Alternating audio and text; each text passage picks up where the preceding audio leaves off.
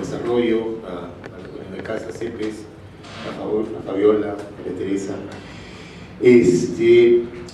A ver, bueno, antes de empezar quería disculparme, voy a tener que salir después de mis comentarios porque ha surgido una reunión que de todas maneras tengo que estar presente, así que me disculpo.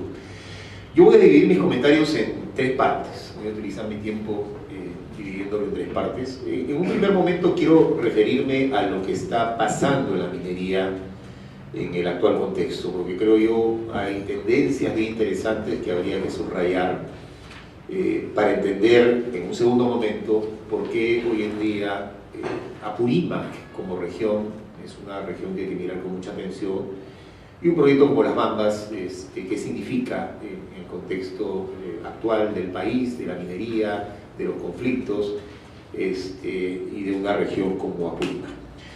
Y finalmente voy a tratar de plantear, digamos, algunos temas sobre las especificidades del caso Apurímac y lo que está pasando en la actualidad en Apurímac, y cuáles podrían ser seguramente, cuáles van a ser de repente algunos escenarios posibles. Así que voy a dividir mis comentarios en esas tres partes. A ver, lo que está pasando en relación con la minería, para ubicar el caso de Apurímac.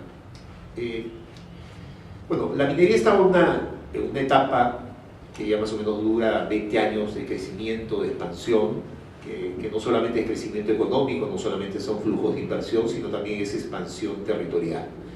La minería cada vez está más presente en varias regiones del país. Y si uno quiere dividir las etapas de crecimiento y de expansión de la minería, uno las podría dividir de la siguiente manera. Hay una primera etapa, el boom de la minería de los últimos 20 años, si queremos ponerle fecha, el año es 1993 y el mes es septiembre. En septiembre de 1993 se inicia la producción de Yanacocha, y es una fecha simbólica de lo que podríamos llamar como el inicio de este boom y este crecimiento de la minería. Y este boom en la década de los 90 tiene algunas características que creo yo son bien interesantes subrayar para después tratar de compararlas con lo que está pasando hoy en día. Hasta antes de los 90, cuando uno hablaba de gran minería en el Perú, hablaba de la Sierra Central y hablaba del sur del país. Sierra Central, digamos, eje Junín, Cerro de Pasco, Junín y Pasco, para hablar de las dos regiones. El sur, Tacna, Moquegua y la provincia de Pinar de Cusco, digamos, esas eran las regiones donde había gran minería. En el resto del país había mediana minería, pequeña minería. Y en los 90 ocurre un hecho que yo creo es importante subrayar. La geografía de la gran minería incorpora el norte del país. Hasta antes de los 90 no había gran minería en Cajamarca. Lo que había como minería en Cajamarca era mediana minería, pequeña minería, ahí estaban, digamos, los pasivos ambientales de Bambamarca, de Hualgayoc, pero lo que ocurre en los 90 es precisamente la incorporación de regiones como Cajamarca a este mapa de la presencia de la gran minería. Entonces se abre este polo de crecimiento y desarrollo en el norte del país. Después también se incorpora Ancash como una región con gran minería. Antes de los 90 Ancash no tenía gran minería, y con la mina de Pierina de Barrick Gold y con la mina, con Antamina, Ancash entra también al mapa de la gran minería. Por lo tanto, desde un punto de vista geográfico, el boom de la minería en los 90 abre estos polos que antes no existían, Cajamarca y Ancash. Y además abre el polo de la producción de oro. Yanacocha, en esencia, básicamente, fundamentalmente, es la primera mina de gran escala de oro en el país. Hasta antes de los 90, los principales productores de oro en el Perú eran los lavaderos de oro. Si ustedes ven las estadísticas de los años 90, el Perú no aparecía en el mapa mundial como productor de oro, y los principales, repito, productores de oro eran los lavaderos de oro. A partir de los 90, y con la entrada en producción de minera de Yanacocha, el Perú comienza a ser un productor importante de oro. pasa a ocupar el primer lugar en América Latina rápidamente, en unos años, y pasa en su mejor momento a ser el cuarto productor de oro a nivel mundial. Entonces, por lo tanto, los 90 tienen esas características. El boom de la minería de los 90 es básicamente el efecto Yanacocha y la presencia, la aparición creciente de la producción de oro, que en algunos momentos incluso comienza a ser el principal mineral de exportación en la economía peruana.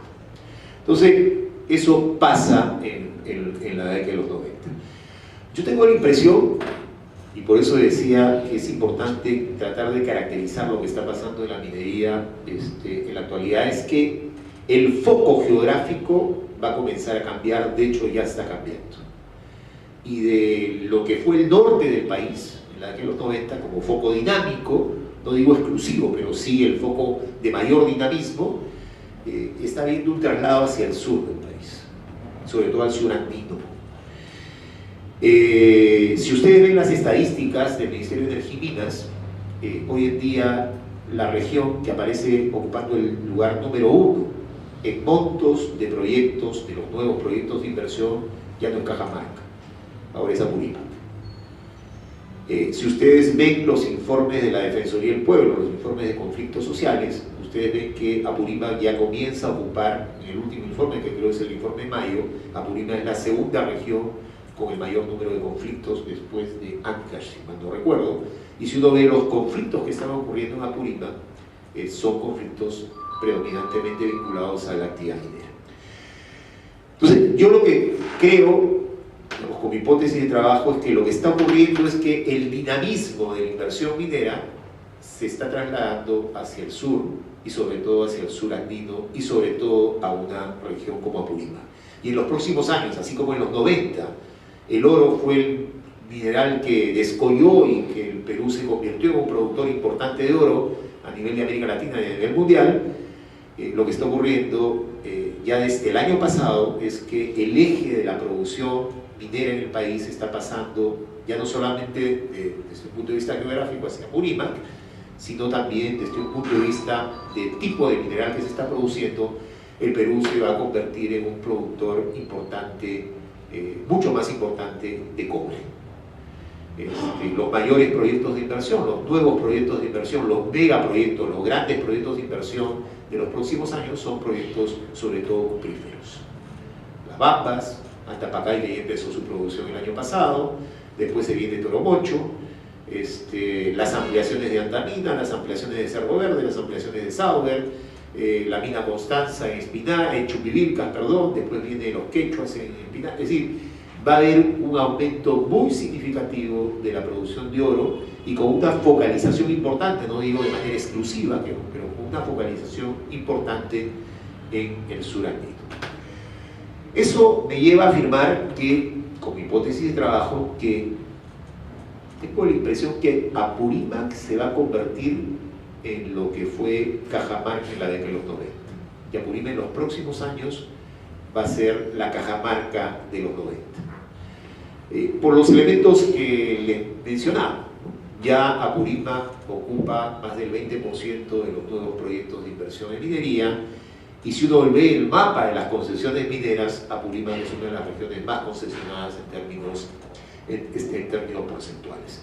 Entonces, ese proceso está ocurriendo de manera muy acelerada y, sin duda alguna, Apurímac va a comenzar a aparecer en el mapa de la producción minera en el país, porque hoy en día Apurímac, si ustedes revisan en qué mineral es importante, Apurímac no aparece en ninguna estadística como una región productora de minerales en el país.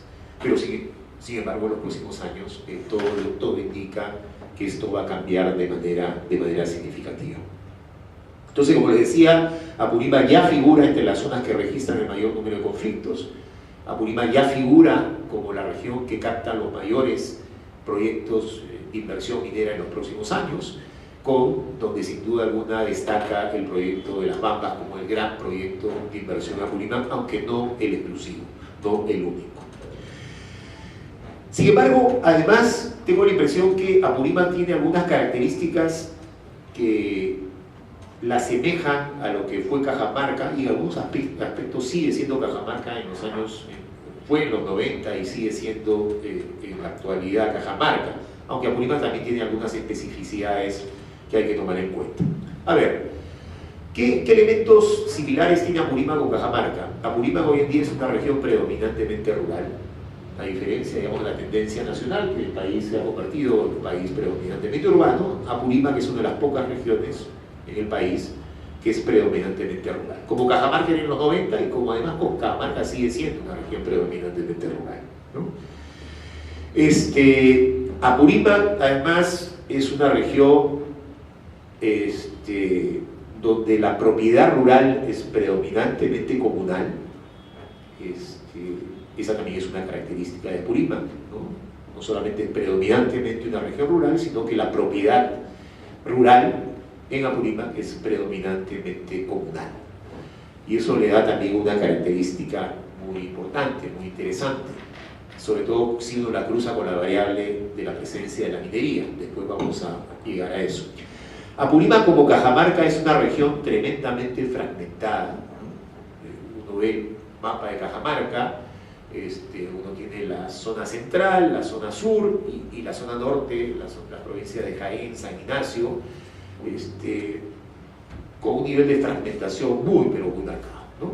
Y además con un nivel de conectividad que ni siquiera 20 años de presencia en la minería ha logrado superar esta situación de fragmentación de la región de Cajamarca.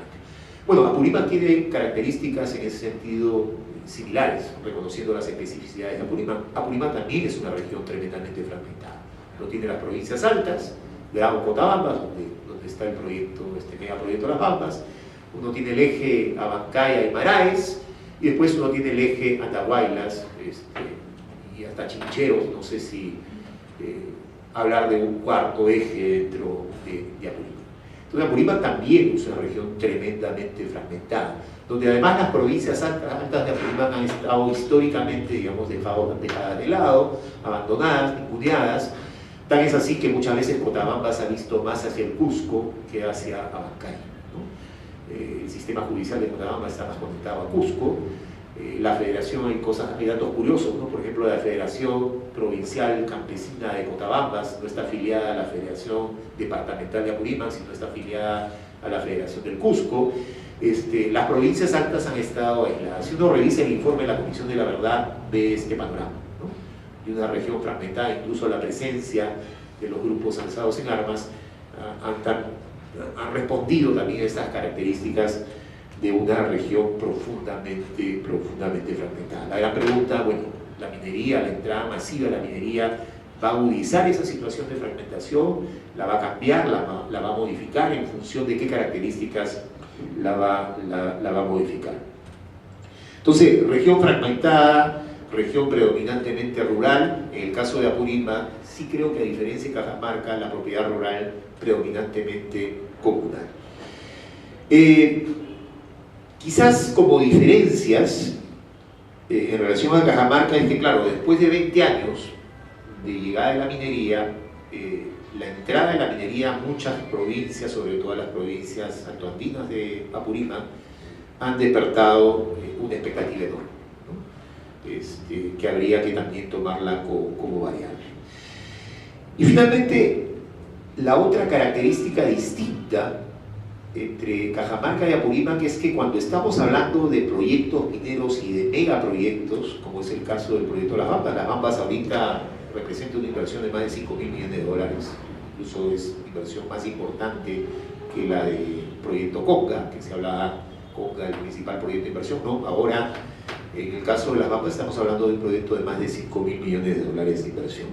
Entonces, a esas características habría que agregarle que los proyectos que se están dando en esta zona del sur andino del país, sobre todo Apurímac es un buen ejemplo de eso, ya no tienen las características de antes. Es decir, el proyecto que se focaliza en una provincia de una región determinada y que por lo tanto va a extraer mineral, como ha ocurrido en Cajamarca, pero también como ha ocurrido en otras regiones del país, incluso en una región vecina como es el Cusco.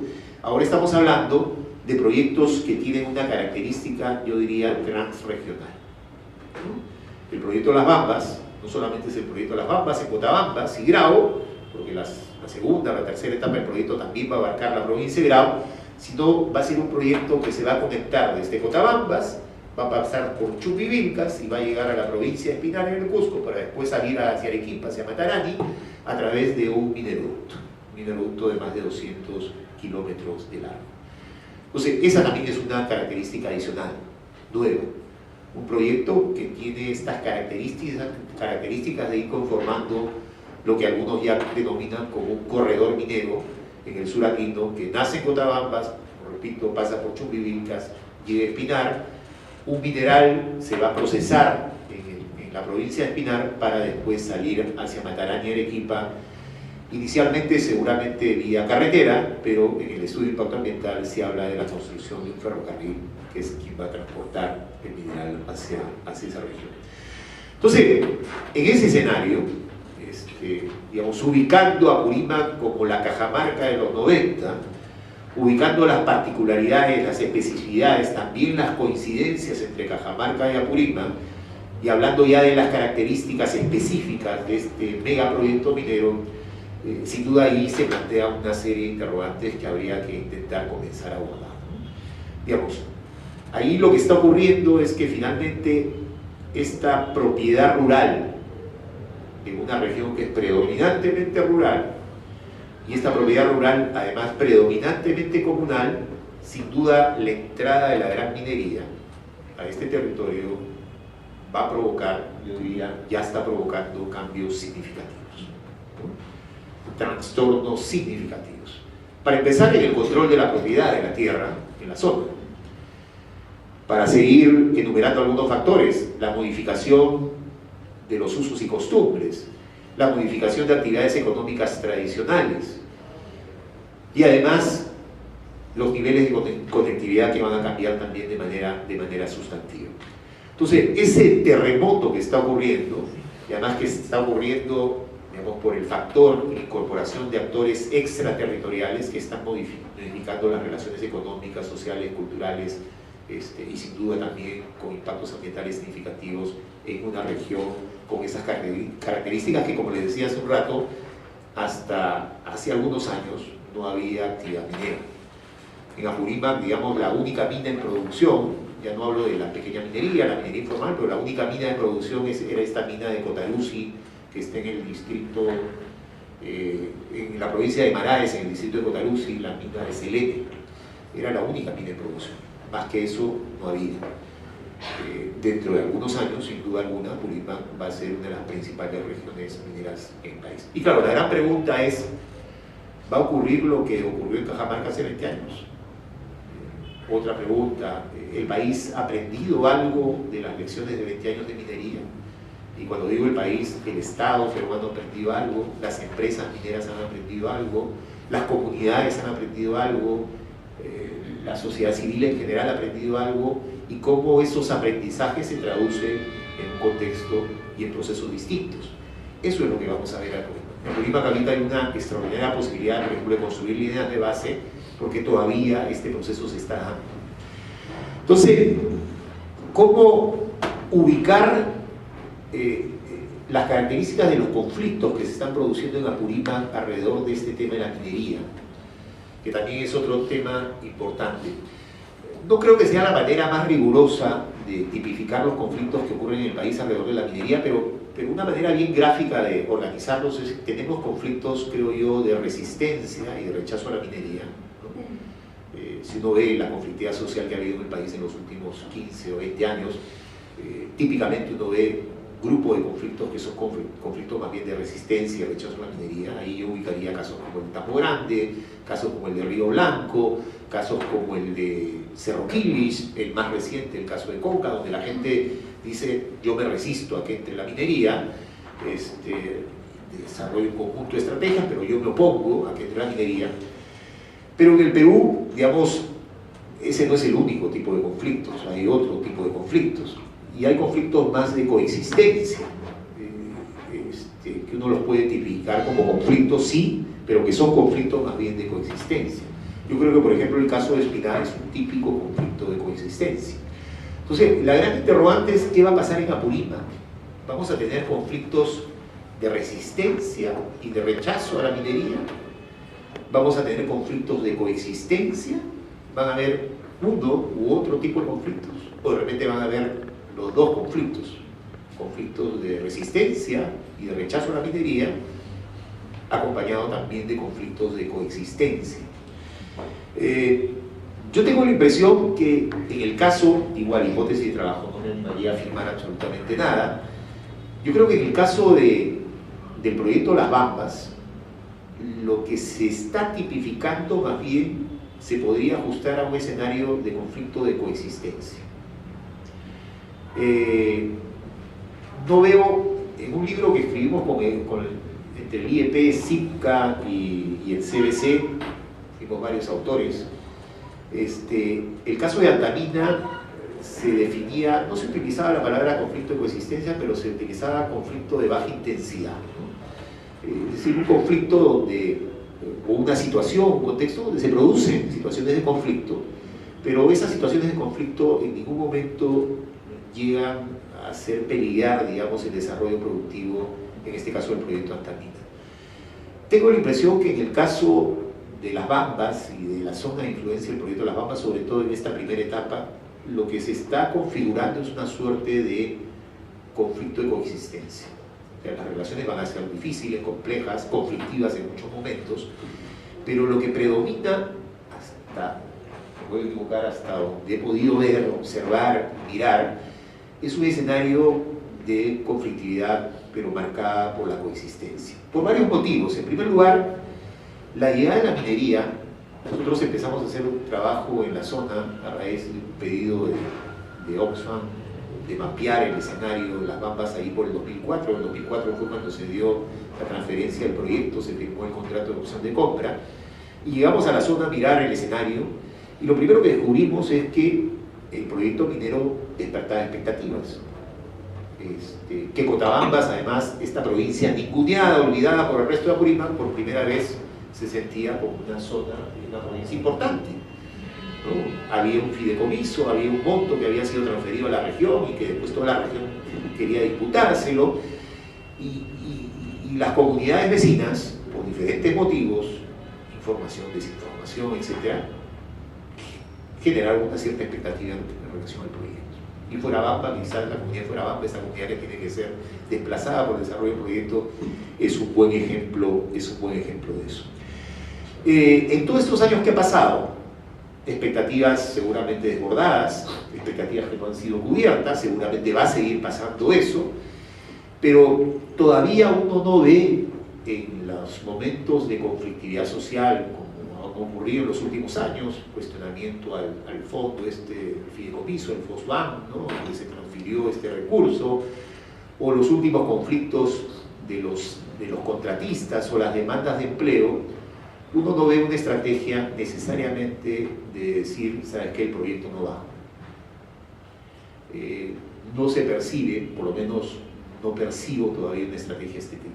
Entonces, por lo tanto, yo me animaría a decir que de repente lo que se va a configurar en el escenario específico de Cotabambas es un conflicto de coexistencia, conflicto al fin, y con una agenda de derechos económicos, sociales, culturales, ambientales que también está puesta sobre la mesa, pero que va a obligar a características, actorías distintas a la de otras zonas.